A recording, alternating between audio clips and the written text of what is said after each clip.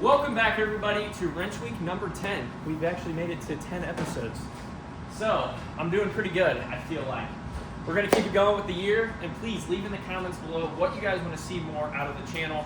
I still do have those specialty videos coming, but those are going to be a lot more mix match and just thrown in there. So make sure you stay tuned on my Instagram, CB Fastlane. Also follow us at FJ Motors, and we'll see you guys there, and you'll see all our uploads. But for now, we're going to get into this week's video. We got a GTR. And as we know, GTR, if you didn't know, GTRs are prone for their bell housings to go out. So that's what we're doing here. We're doing a bell housing service, and we're doing a transmission flush because these like to grenade their transmissions as well. This is a 2009 GTR, so let's get into it. We got a lot of underpayments to take off.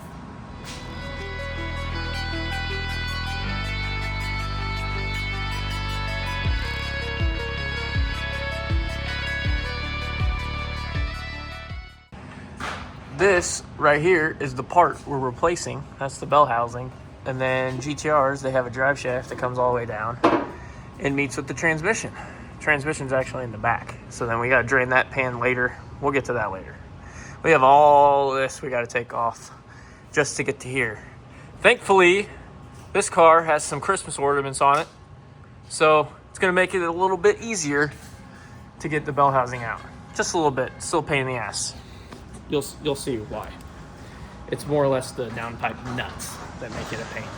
First things first, we're gonna remove this bar right here. We're gonna get this exhaust out of the way. We don't have to drop the whole exhaust, we just have to drop this midsection here. So we got the 2 bolts there, and we got the 4 up here. So let's do that.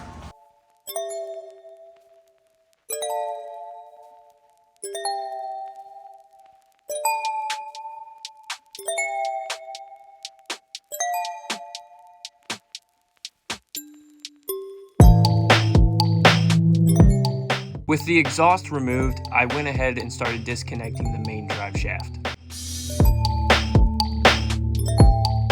Before I can completely remove the main drive shaft, I have to get the drive shaft center support piece out of the way.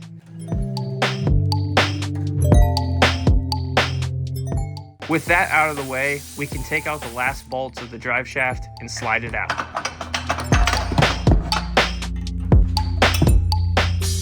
With the drive shaft out of the way and the help of the screw jack, we can take out the bell housing support bracket with a little bit of persuasion. Now that I got all that bracketry out of the way, it gave me access to take the downpipes out. That was the next step. Well, I took the downpipes out. I saved you guys the time and the hassle of watching that B-roll clip of me just fighting bolts. For some reason, Nissan decided to use oval nuts. It's like a locking nut, but they really lock, and they lock way too well. So we now have some new studs that are in here. Thanks to Fabian, he put those in. And then, did you grab new nuts? I have to go get those because Handy doesn't have flare nuts. Okay. So we're still waiting on some new nuts. We're gonna get those at some point. I'm gonna have to tap the hole on that one side. Oh yeah. A last tech decided to leave us a present right there, which was a broken stud. So Fabian pulled up and said he was smelling some exhaust in the cabin. That's 9 times out of 10 where he was smelling it from. So we got to fix that, make sure it's done right.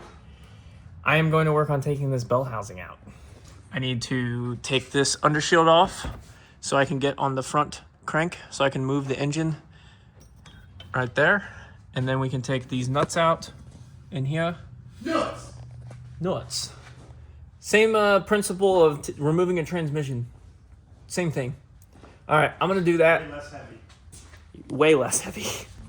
Fabian decided to take out the bell housing and get started on removing the broken stud that a mechanic left us. It took 4 hours.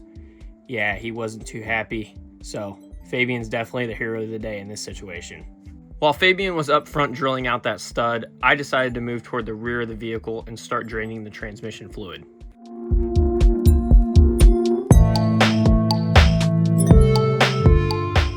With majority of the transmission fluid drained, we can gain access through the filter by removing the lower transmission pan.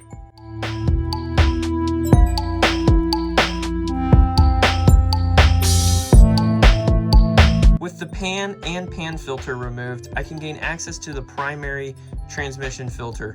These are usually non-reusable, but this one was upgraded with a Datsun filter. So I was able to pull it out, clean it, and put it back in. It's Tuesday, and we left off with this bad boy right here, the GTR. We obviously have other work we have to get done. We planned on getting that done, but as you guys saw, Fabian was drilling out that stud and having an amazing time doing that.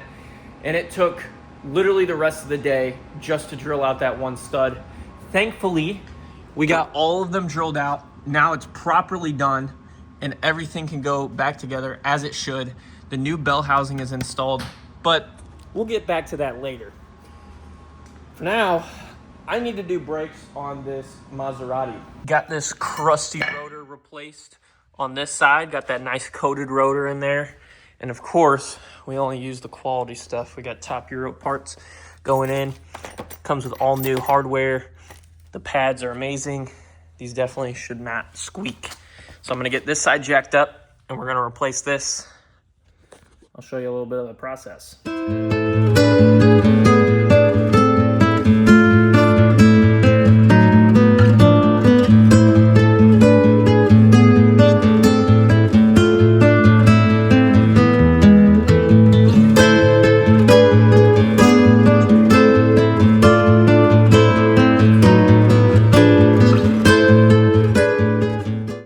Done with that brake change and we're headed back over to the GTR. We're going to get some work done. So I have the transmission pan back on and I need to go around and torque all of these. I'm going to torque them down and then we're going to go from there. We got to fill this with fluid still and there's a bunch of work. We got to put all the parts back together. All right, still a lot of work to do. I think Fabian went to go pick up the wheels. They were getting new TPMS sensors. All right, I'm gonna fast forward through this. Basically, what we're doing, everything I did previously, and we're just doing it backwards. We're just putting it back together. Well, if you can hear, she is running, and we are now just waiting for the temperatures to get up to temp because we drained all the transmission fluid out. And by doing that, I need to do a clutch relearn. I do that with one of these guys right here. So unfortunately, I'm not gonna be able to film the process because I need my phone to do it. It's an app. I have the app. And I go through there and maybe I can screen record it. I'm gonna try to screen record it. If I can't figure that out, then we're just gonna cut to the next clip. All buttoned up with the GTR. All we have left to do is to clear this TPMS light, and then I'm taking it out for a test drive and we're gonna bring it back. Well, I'm gonna bring it back and then we're gonna work on the next car. So I'll see you on the next car. The GTR project is out of the door and I'm now working on a Ferrari project. We need to get this valve cover off. Once said valve cover is off, I'll explain what we are doing. All right, valve cover is off, as you can see. And I am sandwiched in here and up on the lift. Fabian is down below and he has a bolt. Well, he has a socket on the crankshaft bolt. He's gonna spin the motor over. Basically, I wanna see if this engine is in time because it has some timing codes. So, I'm looking at this little nipple right here, and then there's another one over there. He's gonna be going slow, and eventually I should see. What was that, dude? What? The washer just shot down here at me. There, you can see, so right there on that nipple, and then you see the little indent. That's a dot, so that's my timing mark on the camshaft. And then we got another one underneath that solenoid. It's a little bit harder to see, but everything lines up on this side. So that is a lot more reassuring because we thought that we were gonna have to be pulling this motor. I don't think we're gonna have to just because that all lines up. So it's gotta be the sensor issue. It's gotta be the sensor issue. If not, we're gonna have to do some more diagnosing. Okay, went over the timing and we are replacing the two intake sensors because that's the codes that we have are on the intake side. Codes for bank 2 and this side is bank 2. So we replaced those intake sensors. We're gonna go back together and see what it does. Intake cam timing solenoid sensor. No, intake cam timing solenoid and the intake cam timing sensor. That's a mouthful. Yeah. Mouthful of stuff. We did some stuff. We're going all the way back together. with more stuff, and then we're gonna start it. And hopefully the light that everybody dreads goes away.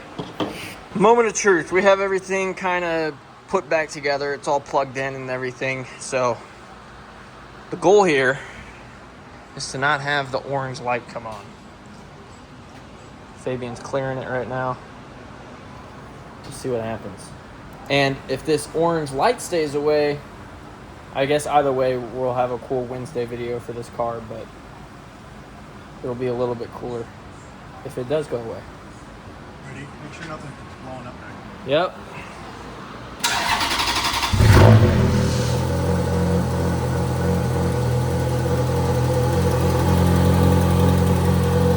So far, so good.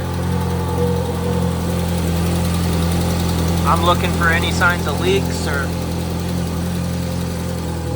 something out of the ordinary.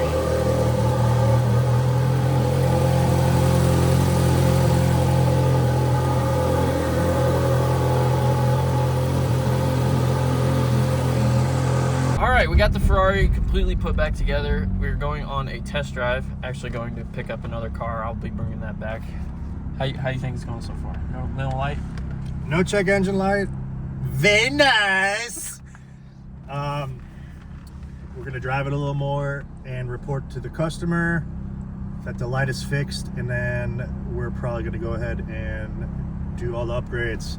We're looking at full custom stereo system, 6-speed manual transmission swap, upgraded headlights, taillights, exhaust system. We're gonna do everything to make this thing closer to a modern Ferrari, possibly even get the convertible tube top fixed.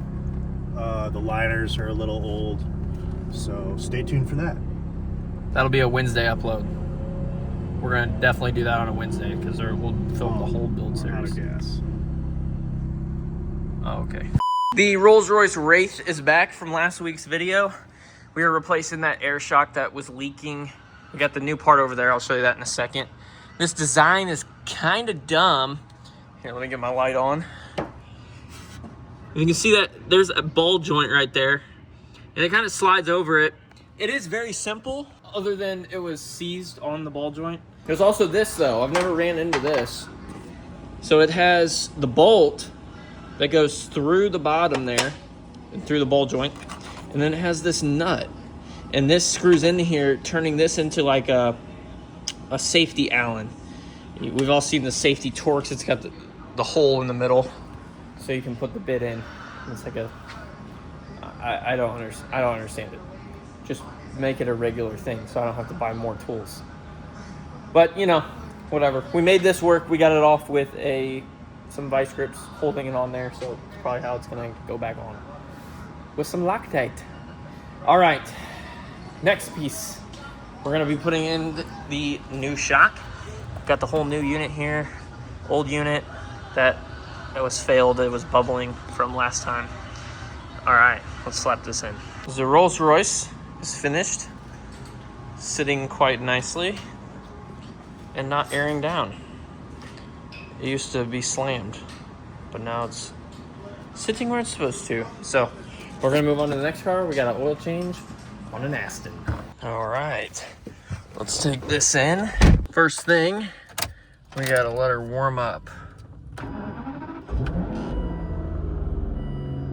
Next we drain.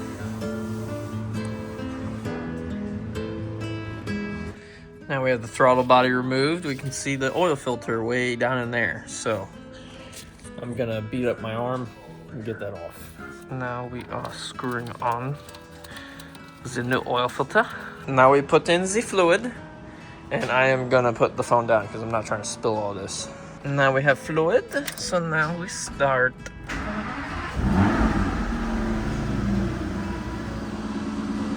I don't have an ending for this video, so check out me and my buddy's golfs. We went out same night. I got the Aston done. Stayed out till like 1 in the morning, just getting content. Also pissed off some Karens.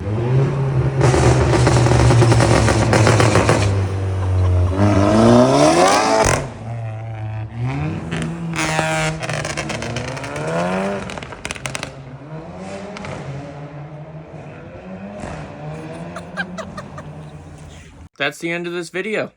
Thank you guys for watching. I'll see you in the next one. Make sure you're subscribed. The 2026 content season is just getting started.